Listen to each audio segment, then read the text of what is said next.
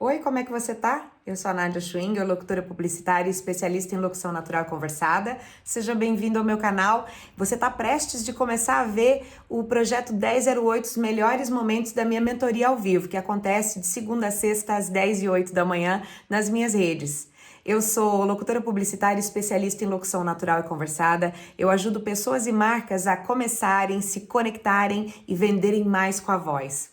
E se você quer participar de um grupo no Telegram, um canal no Telegram, onde eu compartilho insights diariamente, acessa aqui na descrição desse vídeo, tem um link para o Novas Vozes. É um canal exclusivo, onde eu compartilho insights inéditos e algumas coisas que eu tiro do projeto 1008 para vocês com exclusividade. Então, clica aqui embaixo e participa do Novas Vozes. E agora, fica com os melhores momentos do 1008. Bora! Eu não sei se você vai poder me dizer, eu tenho uma certa curiosidade e também acho que eu me identifico com o mercado, por exemplo, de voz original e audiolivro. Eu aprecio bastante Uhum. as vozes, o trabalho da galera e tal, e é algo que eu gostaria de fazer. Em Sim, alguns vídeos você fala, olha, você tem que identificar o mercado que você quer fazer parte. E eu sim, falei, putz, eu acho que esse é o mercado que eu quero fazer parte, é o do audiolivro e é o da voz original.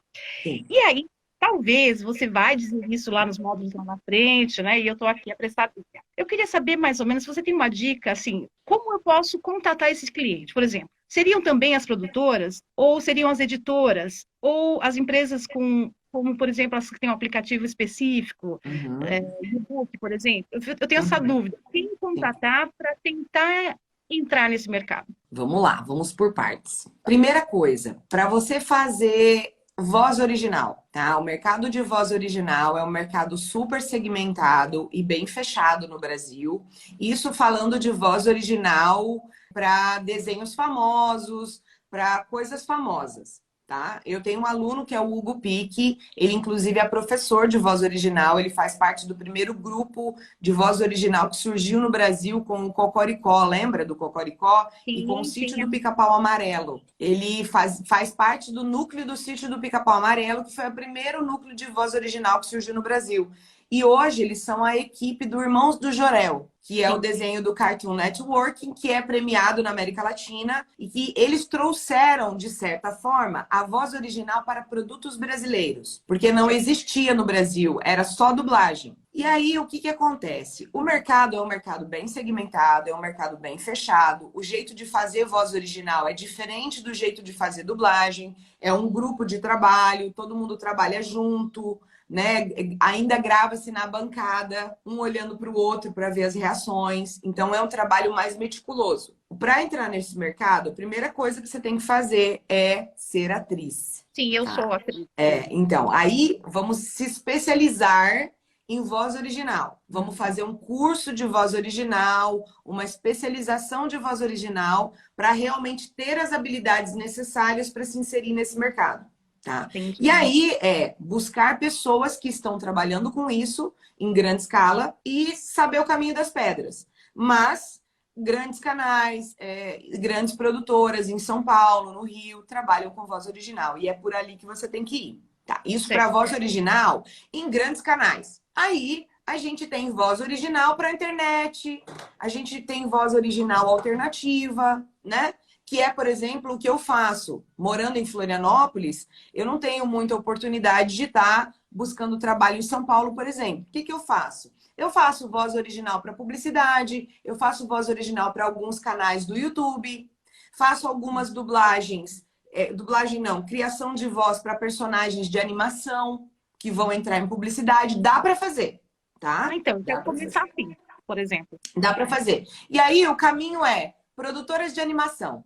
Para publicidade, você vai Ah, procurar no Google lá, na hora que você estiver buscando os clientes. Animadores, desenhistas, designers e produtores de animação, que trabalham com é, animação, tá? tá, Animadores. E aí, ótimo. beleza. Voz original é mais ou menos isso. E é assim, é um caminho difícil. Não, por quê? Porque é menos o trabalho, é menos quantidade de trabalho, e aí você vai ter mais trabalho para entrar nessas produtoras. Mas é um mercado super legal de trabalhar, paga bem e tudo mais. Tá? Aí vamos colocar o audiolivro agora, que você também perguntou. Audiolivro é um mercado que cresce muito no Brasil. Nós estamos entrando agora numa era de audiolivro.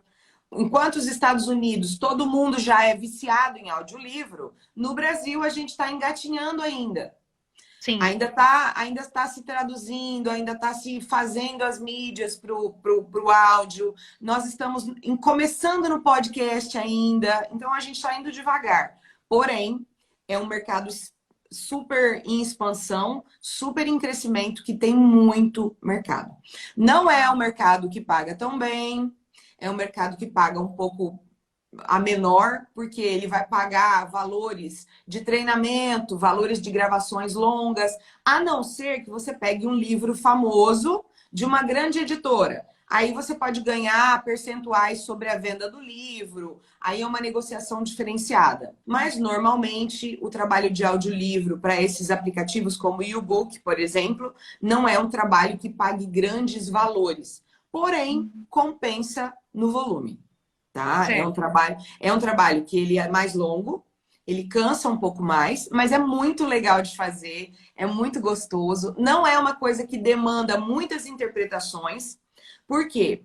Porque existem duas vertentes aí. A vertente que gosta de livros muito interpretados, que tem aí livros infantis e terror e etc. E a vertente que gosta de livros mais narrados, que você Sim. faz o personagem sem exagerar. Por Sim. exemplo, tem lá uma bruxa. Aí você vai falar, a bruxa falou, vou te pegar, menininho. E não é, vou te pegar, menininho. Não exagera, entendeu? Sim. Então, assim, nós temos aí vertentes. Isso vale também para audiodescrição, tá? A Sim. audiodescrição tem duas vertentes. Pessoas que gostam mais interpretado, com bastante sentimento, e pessoas que gostam uma coisa mais flat. E aí, o que eu vou te dizer? No Brasil, não temos muitas produtoras que trabalham exclusivamente com isso. Ele é focado em alguns estúdios que são especificamente disso. No nosso grupo, tem um amigo que é o Arnaldo Santini. Ele trabalha como produtor numa produtora de audiolivro. Legal. Ele faz edição e faz também produção de audiolivro e também grava, enfim, trabalha em todo o processo. E aí ele fala sempre disso, que no Brasil é menor, é um pouco mais restrito, porque está crescendo, mas são coisas que você pode pegar para fazer a qualquer momento. Por quê? Porque às vezes o cliente tem o produto e é só você sugerir para ele.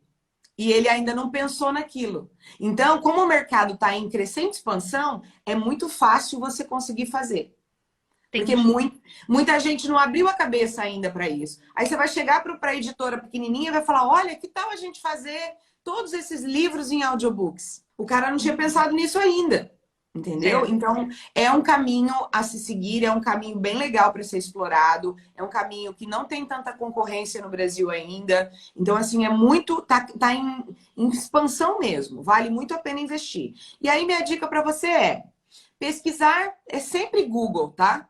É sempre pesquisar, assim, localizadoras, tradutoras, editoras e produtoras de audiolivro, que você vai encontrar os contatos e você vai encontrar caminhos para você descobrir como é que é. Porque a dica aqui é assim, ó. Oi, tudo bom? Eu queria saber como é que funciona o casting de vocês. Primeiro, é uma sondagem de terreno. Como é que vocês fazem? O que tem que mandar? Como é que vocês avaliam o material? O que é importante para vocês? É qualidade de áudio? É equipamento? O que vocês preferem? Porque tem muito isso. Tem algumas editoras, eu inclusive assisti uma palestra da Storytel, do gerente da Storytel no Brasil, que é também um aplicativo de audiobook, e ele disse que eles preferem gravar lá, no estúdio deles. Eles têm um estúdio em São Paulo e eles preferem gravar lá. Que eles fazem poucas coisas remotas. Porém, agora, nessa época de pandemia, virou o jogo. O que a gente viu não dá mais para desver.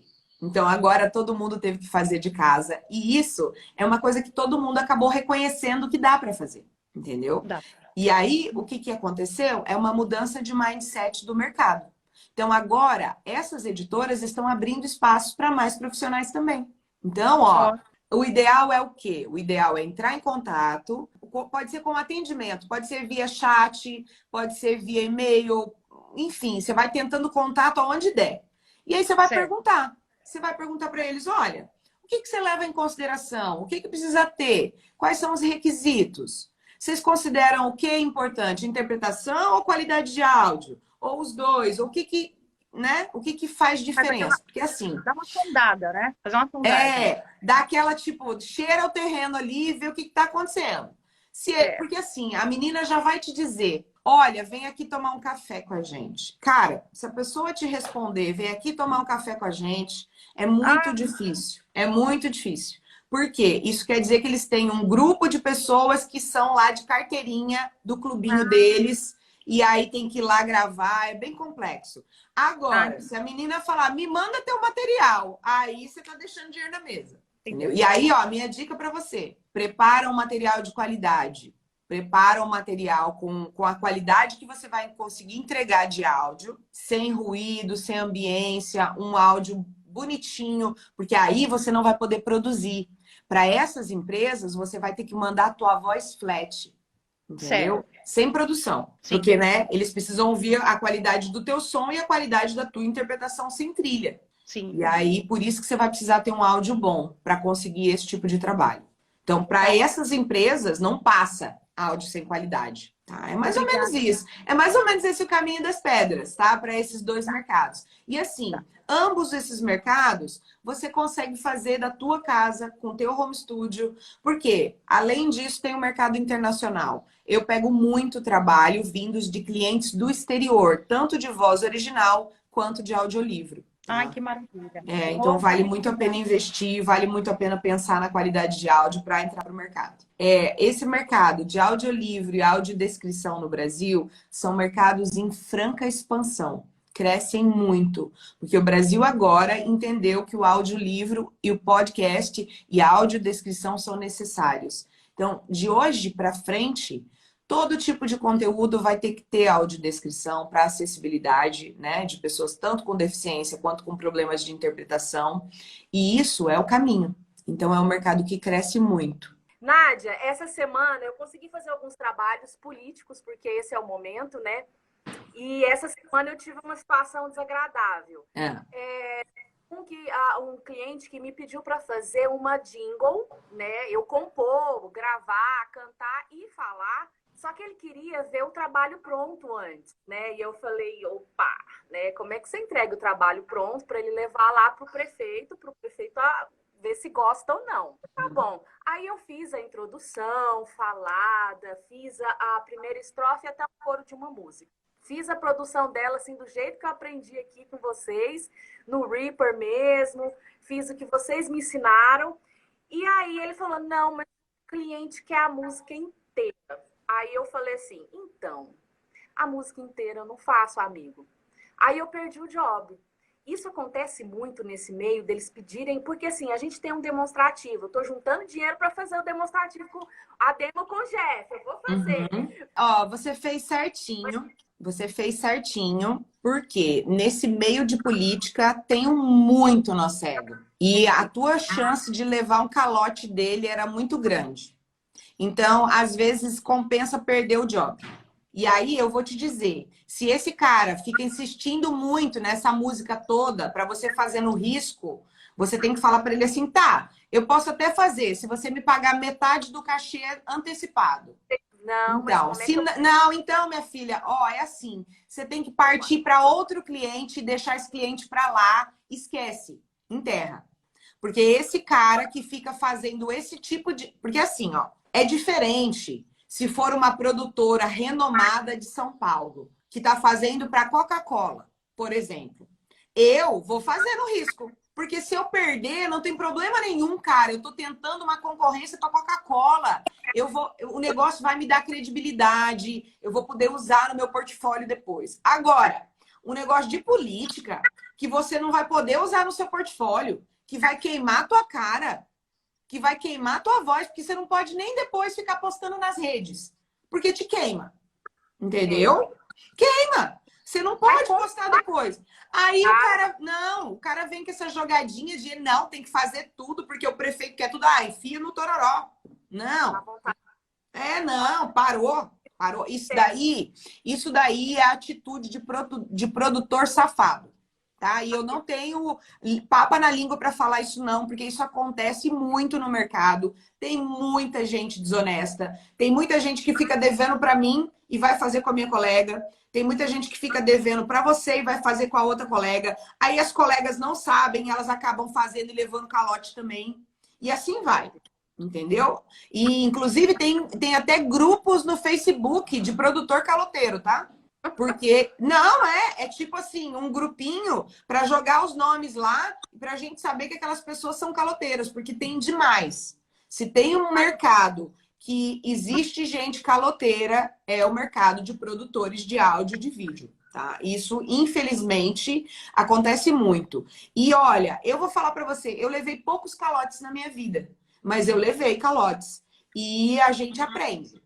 A gente aprende. Tá? Então, e você tem que dizer não sem culpa. Você tem que dizer para ele, não é o meu jeito de trabalhar, você está agindo de forma errada, isso não é uma prática correta, e tchau para você, vai fazer com quem topa o teu negócio. Por quê? O que tem de político que perde a eleição e não paga, então é mais ou menos assim, tem que falar não e tem que falar não sem culpa, não se sente mal não, aquele ali não deu certo, vai aparecer outro, entendeu? Né? Ó, vou falar um negócio para vocês. Essa época de política, vocês tomem cuidado com esse negócio de fazer para receber depois, porque o político perde a eleição e não paga ninguém, tá? Então vocês tomem cuidado, se você vai fazer, você receba 50% antes. Porque existem muitos profissionais honestos, mas existem muitos profissionais desonestos, ok?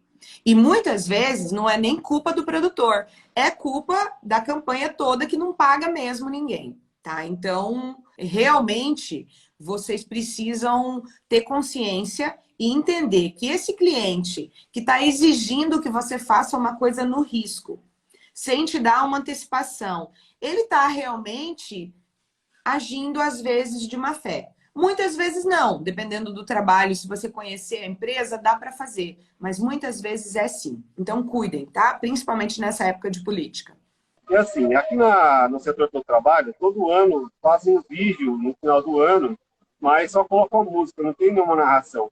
Então, eu pensei que seria uma boa eu estar escrevendo um texto, né, e fazendo uma narração. Para tentar entrar para ver se como funciona, queria saber se seria uma boa ideia. Olha, eu acho que é uma ótima ideia, né? Eu acho que mas aí a minha dica para você, aí com certeza tem um departamento de marketing, né? Sim. Conversa com o departamento de marketing e pergunta para ele o que ele acha dessa ideia de colocar uma locução no vídeo de final de ano. E aí, você pergunta antes assim, e você tem um texto? Você teria uma ideia de texto ou eu posso criar alguma coisa? Por quê? Porque às vezes a gente cria o texto e o departamento de marketing não gosta do texto que a gente fez. Até gosta da locução, mas não gosta do que está escrito. Então, talvez você fazer uma dupla aí com o departamento de marketing para ele te dar sugestões sobre o texto e o que ele pensa, para você não fazer uma coisa fora do que ele está pensando. Entendeu? Seria mais legal. E aí, você pode fazer no risco e falar para ele, olha, eu estou fazendo sem querer ganhar nada, só para você ver se você gosta. Se você gostar, a gente negocia alguma coisa. Pode ser? Sim. E pode servir como portfólio para você também. Fica pela parte da experiência também. Exatamente. É uma coisa bem legal. Eu acho muito legal. E olha, eu vou falar um negócio para você.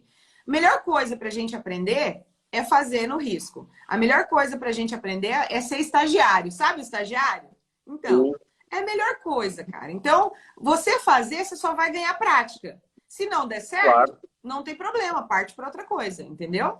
Vai fazer de outro, tenta com outro, tenta outra coisa, mas isso já vai servir como portfólio para você, se você fizer uma coisa legal. A gente, quando grava, principalmente nessa fase agora de estudo, de treinamento e tal, é incrível como que a gente não nota esses pequenos detalhes, né? Hoje você começou o 1008 falando que a gente tem que fazer a coisa fluida e tal, mas é tanta informação quando a gente entra na cabine ali, é o áudio, não, segura a voz. Então, é interessante perceber que sempre um detalhe ou outro a gente vai ficando falho aí, mas agradeço imensamente e vamos melhorar essa fluidez. Imagina, depois que você me mandou o vídeo no e-mail, eu entendi a tua proposta, eu entendi o que você queria fazer. Mas aí eu percebi o seguinte, que para eu ter aquela sensação, você teria que ter mudado o estilo de locução.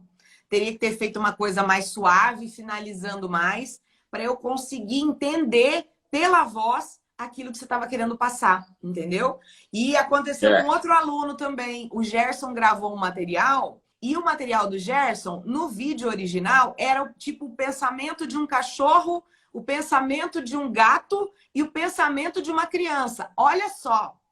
Ou seja, para eu conseguir perceber que aquilo ali era o pensamento ou que era uma frase brincando, você tem que fazer muito na voz. Porque se não tem a imagem, você não consegue identificar. E aí é muito importante essa questão da interpretação, faz toda a diferença no processo. Principalmente finalizar e o tom de voz.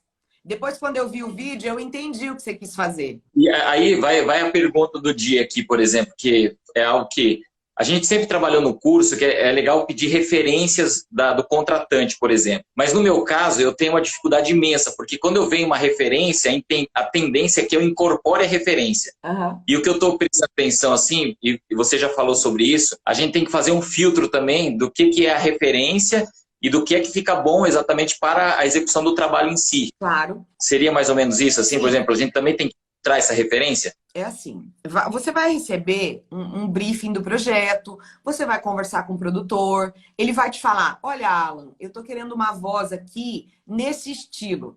Aí ele vai e pega lá o cara pega uma vinheta do Telecine e manda o Ronaldo Tapajós para você. E aí vem o Ronaldo Tapajós com aquele vozeirão. Ou então ele pega e manda a Fernanda Montenegro para você. Você olha para aquilo ali e você fala assim, eu tô fudido. Porque como é que eu vou fazer isso?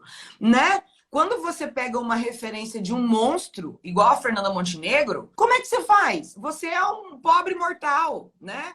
E ela é uma lenda com uma voz maravilhosa, uma bagagem de interpretação, que ela não precisa nem se esforçar. Ela fala e a coisa flui. E aí, o que você pergunta para o produtor nessa hora? Você vai falar para ele assim, olha, mas eu vou ter que imitar, o que eu vou ter que fazer aqui? Você quer o quê? Ele vai te falar, não, isso aí é para você ter uma ideia de como eu tô pensando, a emoção que eu quero passar. Porque é aí que tá, é a intenção. É a emoção, é o que você tem que trazer de bagagem do teu personagem. Então, aí entra aquelas perguntas. Quem é você nesse texto?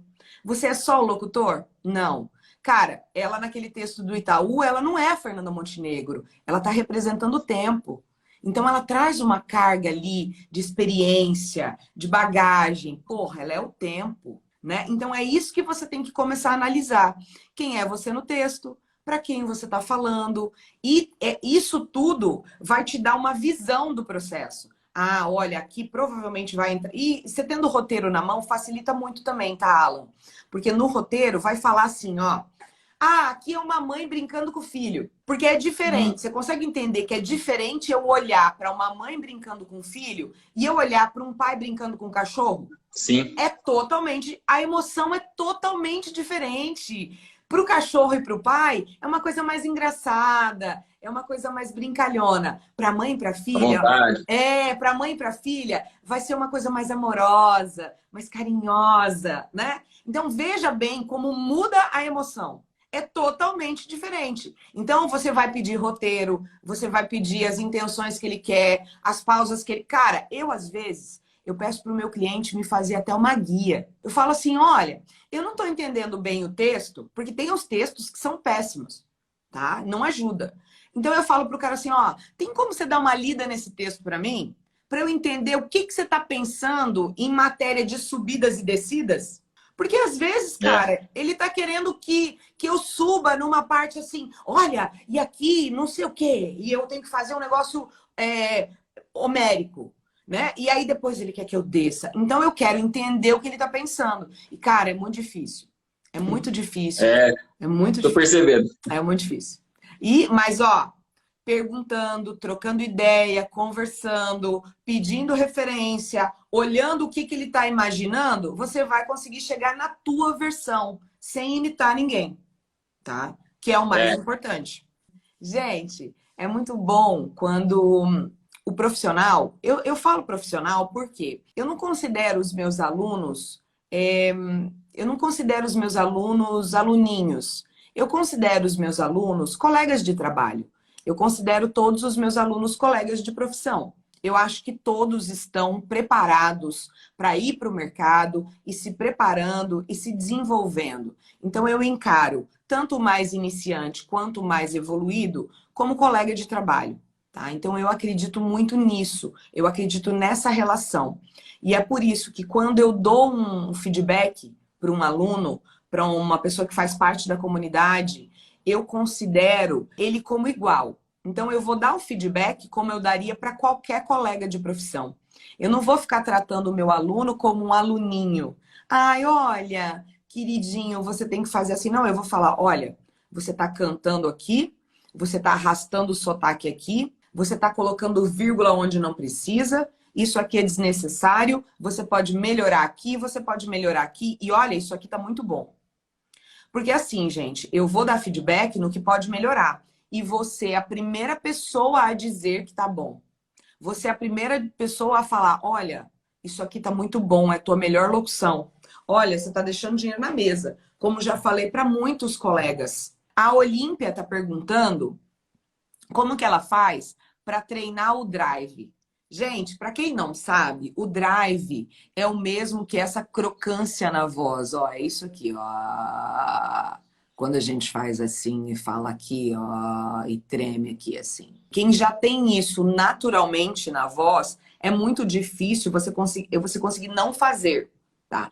Porém, existem exercícios para a voz de cabeça, para a voz do meio, tá? Você busca na internet exercícios para a voz do meio e para a voz de cabeça, que você vai conseguir trazer essa voz mais acima, mais aqui, que vai ressonar na parte da frente da tua cabeça, do teu crânio, e não vai ressonar muito aqui na tua garganta, entendeu? Então, é um jeito de você conseguir fazer exercícios de voz de cabeça e de voz de meio. Aqui, ó, a Lara perguntou o seguinte, Nádia, pra gente que tá gravando ainda com o celular, qual é a dica para ficar o melhor possível? Fico procurando o melhor lugar da casa, mas eu nunca acho. Ó, minha dica. Faz uma cabaninha com cobertas, ou então grava dentro do guarda-roupa com almofadas em volta da onde você está gravando. E vira o microfone do celular um pouquinho de lado, assim. Não grava direto, porque dá puff e dá muita emissão de ar. Então, você virar a cabeça um pouquinho é sempre melhor. Tenta fazer uma cabaninha de colchões e uma cabaninha de cobertores. Isso vai ajudar pra caramba a melhorar a acústica do teu ambiente. Tá bom? Eu tenho percebido, Nádia, que tem algumas pessoas, né, no curso, inclusive eu, né, que às vezes ficam com vergonha de postar, né, o trabalho. A tarefa. Né? Por exemplo, a tarefa, isso. Então, no módulo 2, eu ainda nem postei a minha. Porque eu vejo tantas coisas, né? E eu fico olhando as tarefas dos outros alunos, eu fico, nossa, mas tá lindo, isso tá muito bacana, tá muito legal. Ai, o meu não vai ficar legal assim. Ai, tô com vergonha. Como você, metade da comunidade é iniciante. Como você, eu tenho alunos que entraram no curso em janeiro e até hoje nunca postaram nenhuma tarefa. De vergonha. Até hoje eu tenho alunos que entraram em janeiro e nunca postaram o vídeo da tarefa do módulo 3. Por exemplo. Tá? E aí, o que eu falo para você? Essa vergonha é uma bobagem. Que eu sei que não é bobagem, porque é uma coisa que nos consome. Mas é bobagem, sabe por quê? Porque você pagou o curso.